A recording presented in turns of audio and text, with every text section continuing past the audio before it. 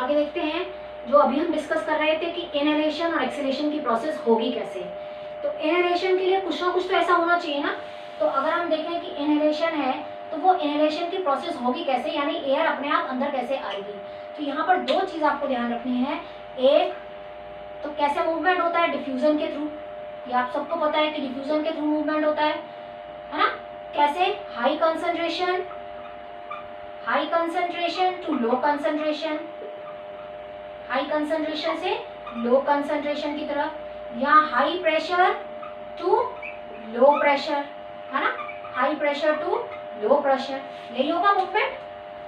High concentration to low concentration और high pressure to low pressure.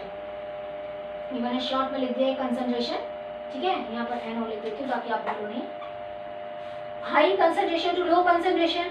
और एक चीज और आपको ध्यान रखनी है, दूसरा कि जो प्रेशर है वो इन्वर्सली प्रोपोर्शनल है वॉल्यूम के, यानी अगर प्रेशर बढ़ेगा तो वॉल्यूम कम होगा और वॉल्यूम बढ़ेगा तो प्रेशर कम होगा, ठीक है। तो ये दो चीजें आपको ध्यान रखनी है इनहेलेशन और एक्सहेलेशन के लिए, कि अगर हाई कंसंट्रेशन से लो कंसंट्रेशन मूवमेंट होता है, आपको पता है डिफ्यूजन क्या होता है, movement of gases from high concentration to low concentration, है ना, यही होता है ना। और गैसेस कहाँ मूव करती हैं, हाई प्रेशर से लो प्रेशर तक, यानी इसमें डिफरेंसेस हो। और दूसरा, प्रेशर जो है इन्वर्सली प्रोपोर्शनल है वॉल्यूम के, यानी प्रेशर बढ़ेगा तो वॉल्यूम कम होगा और वॉल्यूम बढ़ेगा तो प्रेशर कम होगा। तो अब क्या हुआ, अब यहाँ पर बाहर जो एयर का प्रेशर है वो ज़्यादा होना चाहिए एज कम्पेयर टू लंग का प्रेशर। अगर जो लंग में प्रेशर कम होगा और बाहर प्रेशर ज़्यादा होगा तो एयर अपने आप से अंदर आएगी, पर वो होगा कैसे, तो वो होगा कैसे, वो क्या चीज़ हो सकती है, किसका, यहाँ पर क्या होना चाहिए एयर को अंदर आने के लिए, कि एयर अंदर आए तो यहाँ का क्या होना चाहिए, प्रेशर कम होना चाहिए। अब ये प्रेशर कम कैसे होगा, पहला ये जो डायफ्राम डोम शेप है ये फ्लैटेंड हो जाए, ठीक है। तो फर्स्ट केस क्या हो, डायफ्राम फ्लैटेंड हो जाए, मतलब ये बिल्कुल ऐसे हो जाए, ठीक है। अब ये जब ऐसे हो जाएगा तो क्या हो गया, लंग्स को स्पेस मिल गई फैलने की, ये देखो अब ये लंग्स को स्पेस मिल गई, इतनी मिल गई ना, इतनी स्पेस फैलने के लिए, स्पेस मिल गई फैलने के लिए। दूसरा, पहला तो ये हो गया डायफ्राम फ्लैटेंड। दूसरा, ये जो रिब्स इसको पकड़ के रखे हुए थे, रिब्स एंड स्टर्नम, वो मूव्स आउटवर्ड एंड अपवर्ड, है ना, रिब्स लिफ्टेड हो जाए ऊपर, ribs lifted upward and outward. दूसरा क्या हो जाए, रिब्स लिफ्टेड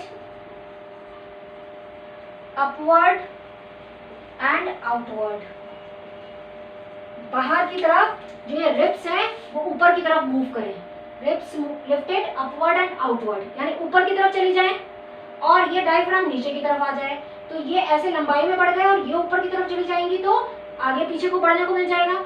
यानी इसने क्या किया, डायफ्राम ने तो इसको लंबाई में बढ़ा दिया और रिब्स ने इसको ऐसे चौड़ाई में बढ़ा दिया, तो दोनों साइड से वॉल्यूम बढ़ गया ना वॉल्यूम।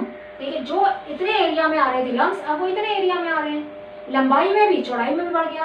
लंबाई में किसने बढ़ाया, डायफ्राम ने, चौड़ाई में किसने बढ़ाया इसको, रिब्स और स्टर्नम बाहर की तरफ मूव करके, इसमें मसल्स प्रेजेंट होती है रिब्स में, जिसकी वजह से ये क्या करते हैं, ये ऊपर की तरफ आउटवर्ड एंड अपवर्ड मूव कर जाती है, जिससे ये आगे पीछे से चौड़ाई में बढ़ जाता है और डायफ्राम नीचे आ जाता है, थोड़ा सा फ्लैट हो जाता है, जिसकी वजह से क्या होता है, ये लंबाई में बढ़ जाता है। तो अब इसका वॉल्यूम बढ़ गया।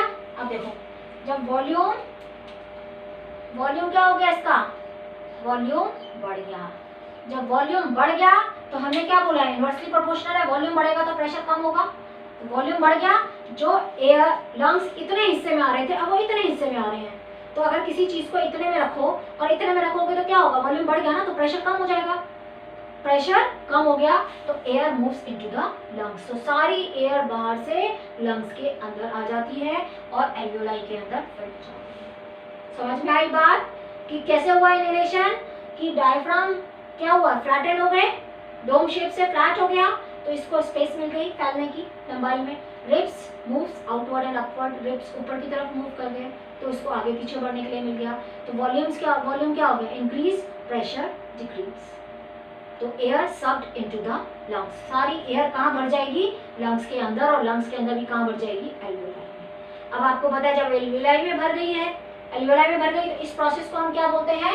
इनहेलेशन। ठीक है, ये प्रोसेस क्या कहलाती है? इनहेलेशन। कि एयर को हमने क्या कर लिया? इनहेल कर लिया। अब अगर ये वापस अपनी जगह पे आ जाए, फिर से वो डोम शेप हो जाए, ये हट जाए, वापस से ये अपनी जगह पे आ जाए, ये हटा दो, वापस से अपनी जगह पे आ जाएंगे, तो क्या हो जाएगा? वापस से जब आ जाएंगे तो प्रेशर बढ़ जाएगा, और प्रेशर बढ़ जाएगा तो वॉल्यूम क्या हो जाएगा? कम हो जाएगा, और जब प्रेशर बढ़ जाएगा तो एयर सारी बाहर चली जाएगी। इसको हम क्या बोलेंगे? एक्सेलेरेशन। मतलब बिल्कुल इसका अपोजिट, जैसे थे अपनी नॉर्मल पोजीशन में आ गए, डायफ्राम वापस डोम शेप्ड हो गया, रिब्स और स्टर्नम वापस अपनी जगह पे आ गए, तो प्रेशर बढ़ गया, तो क्या हो गया? वॉल्यूम कम हो गया, क्योंकि जितना था उतना ही हो गया, तो सारी एयर क्या हो जाएगी? बाहर चली जाएगी, जिसको हम क्या बोलते हैं? एक्सेलेरेशन। समझ में आई बात कि इनहेलेशन कैसे हुआ और एक्सेलेरेशन? वापस अपनी नॉर्मल पोजीशन पे आ गए, वापस से रिलैक्स हो गए, जैसा था वैसा ही हो गया सब कुछ, तो क्या बढ़ गया? वॉल्यूम कम हो गया, प्रेशर बढ़ गया, सारी एयर बाहर चली गई। ठीक है, अब ये आ तो गया एल्वियोलाई में, ये बात क्लियर हो गई ना? अब वहां पर क्या प्रेजेंट होगा एल्वियोलाई के अंदर? एल्वियोलाई में हमने बोला है कि यहाँ पर एल्वियोलाई है ये, ठीक है, और इसके चारों तरफ क्या प्रेजेंट है? ब्लड कैपिलरी का नेटवर्क प्रेजेंट है। ठीक है, अब इसमें यहाँ पर ये ऑक्सीजन फिल तो हो गई है, ठीक है, अब इसकी कंसंट्रेशन यहाँ ज्यादा है एल्वियोलाई में, क्योंकि ऑक्सीजन यहाँ पर क्या हुआ है? जो एयर आई है उसमें ऑक्सीजन का अमाउंट ज्यादा होगा, और जो ब्लड आया है बॉडी से जिसने ऑक्सीजन को यूज कर लिया है, तो उसके अंदर ऑक्सीजन का अमाउंट क्या होगा? कम होगा। उसके अंदर किसका अमाउंट ज्यादा होगा? कार्बन डाइऑक्साइड को, क्योंकि ऑक्सीजन तो टिश्यूज ने यूज कर लिया है अपनी मेटाबॉलिक प्रोसेस में, है ना, जहाँ पर उसकी रिक्वायरमेंट ही वहाँ यूज कर चुका है। तो यहाँ पर किसका अमाउंट ज्यादा है?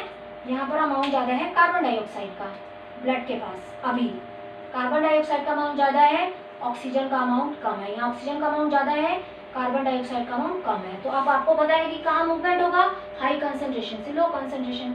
तो ऑक्सीजन का अमाउंट यहाँ ज्यादा है तो यहाँ से यहाँ चली जाएगी, यहाँ कार्बन डाइऑक्साइड का अमाउंट ज्यादा है तो ये एल्वियोलाई में चली जाएगी।